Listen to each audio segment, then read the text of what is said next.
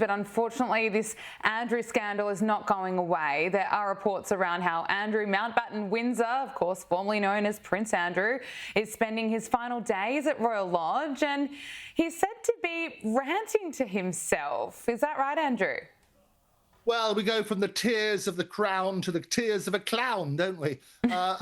And every week we have more and more scandals. Apparently what's happening now, they're ranting claims. He's round there, he's had a meltdown at the manor, if you like. He's raging in the Royal Lodge. And it's probably the end of the party former prince. Apparently what's happening, he's ranting to himself. He's very upset about how he's being treated. And his ex-wife, Sarah, seeks solace in the secret doghouse bar. And she's apparently persuading staff members to stay late so she can have a drink with them while they basically lick their wounds. But it's been a terrible time for the former prince. As we say, every single week there have been these revelations.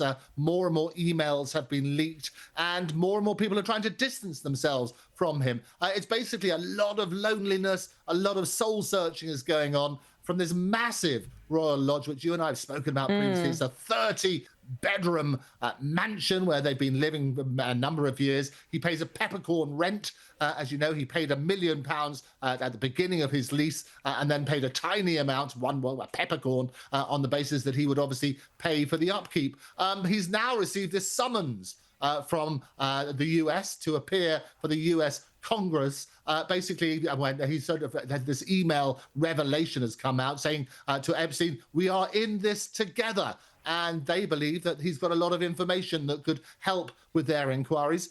He's supposed to respond to that by the 20th of November. Watch this space. He has resisted any temptation to answer questions beforehand. You might remember in that BBC interview, he said he would go on the advice of his lawyers. Well, certainly to date, he hasn't contributed to clarity in that sort of way. I always say that sunlight is the best disinfectant. Let's see what happens, but I wouldn't be too surprised if he does remain stumm. Yes, I tend to agree with you there. There are also questions over what the royal family is going to do with Andrew this Christmas, because it seems very unlikely that the former Duke will be invited to King Charles's family celebration on the Sandringham estate. Oh, no, absolutely. And we always say he's not going to be invited around at the Monopoly table. This is what the ruthless Prince William, as we called him, basically, he got his wish. Today we're reminded daily about how uncomfortable he felt at the Duchess of Kent's funeral when Andrew was trying to sidle up to him and try to exchange a few words. And I know quite a few lip readers who can tell you what they really said under his breath. But the reality is, no, they are desperate to get away from Andrew. They're desperate. No one wants to be seen with him. So the concern is this, his Christmas nightmares. Basically, the daughters might ditch dad for Sandringham. We'll see what happens on that sort of basis. And he could be left in solitude. So those close to him are saying, well, where's he going to spend Christmas? Last year, they spent it together. His daughters went off to their own family members, to their husbands' families, effectively. But Fergie will probably go off somewhere hot. And Andrew could well be left alone eating a meal for one bought from the local supermarket. And what about Princess Beatrice, Princess Eugenie? It's unlikely that they'll be celebrating with their parents as well. Well, I think that's absolutely right. They are basically still in the throes of this sort of terrible scandal. And what's happened is that the king has made it clear, look, he doesn't want them to be tarnished. They might have this Yuletide U-turn, if you like.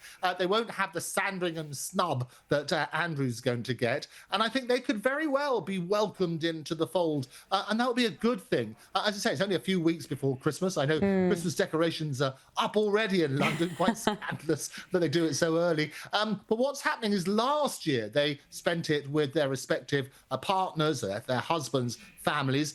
This year, I would absolutely expect them to be seen in Sandringham, which will be the king's gesture to say, look, the poor princesses shouldn't be punished in this way for the sins of their father. Now, Prince William has opened up about the challenges of answering questions from his young children amid his wife's battle with cancer. Prince William opened up to a Brazilian TV show host last week about how he was handling those questions during such a difficult time. Can you tell us a bit more about what he had to say?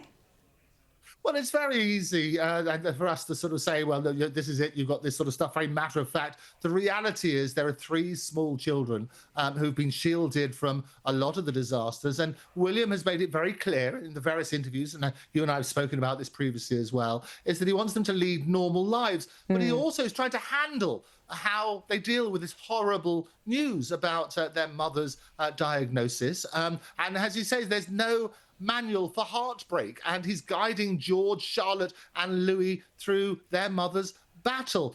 Basically, as you say, there was the Rio chat show host, Luciano Huck, which William sat down with him just before the Earthshot prize and bared a brutal strain, that's what he called it, a brutal strain of fielding his kids' raw questions on Kate's diagnosis. And basically, she's now in remission, but George, who's 12, Charlotte, 10, and Louis, 7, they want straight talk. They're basically trying to sort of ditch the secrecy for oversharing honesty and hiding stuff. This is what William says, hiding stuff doesn't work. He wants to give them the bigger picture, but also to say, look, they're united as a family to try and cope through these difficult times. But he says, look, there's no parent playbook, if you like, for the panic. It's instinct over instruction, and it's a vulnerable peak, if you like, at royal resilience.